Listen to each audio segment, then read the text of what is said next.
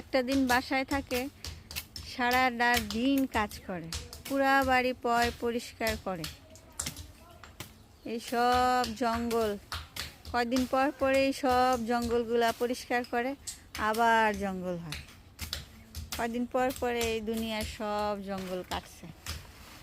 ভাবলাম আপনাদের সাথে আমি শেয়ার করি।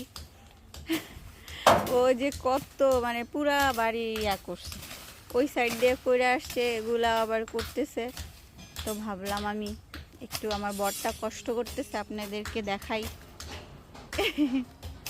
তাই না, পুরা ঘাইমে গেছেন।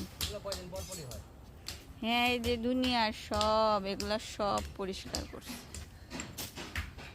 পুরা রাস্তা টাস্তা সব পরিষ্কার করছে। এই পুরা রাস্তায় এই যে চিপা সব পরিষ্কার করছে, এই চিপাগুলাও পরিষ্কার করে দিছে, গাছগুলা সুন্দর করে ছাঁটাই করে দিছে। কয়দিন পর পরেই ছাঁটাই করে দেয়। এটা একটা ফুলের গাছ। আর এই জঙ্গলগুলা সব পরিষ্কার করতেছে। এই তো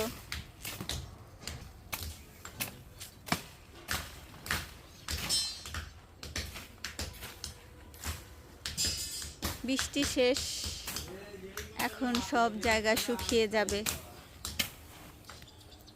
বৃষ্টি আসলে সব জঙ্গলে ভরে যায়, পানিয়ে ভরে যায়। এখন সুন্দর শাক সবজি হবে।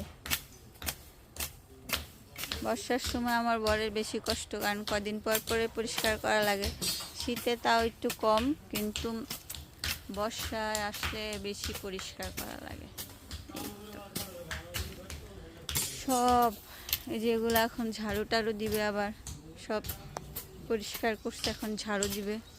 গাছগুলা সুন্দর করে কেটে কেটে দিছে, এই যে সুন্দর করে কেটে কেটে দিছে। সাজনার শাক, আমাকে কতগুলো সাজনার শাকও নামিয়ে দিছে, সেগুলো আমি বসে বসে বাছতেছি। ভাবলাম বরটাকে একটু দেখে আসি কি করে। এই তো হাতটা ব্যথা হয়ে গেছে না? এগুলো কয়দিন পর পরে করে, কয়দিন পর পরে করে। একা একা তো ওরই করা লাগে সব। আগে আমিও করতাম, এখন মেয়ে হওয়ার পরে একটু কমাই দিছি।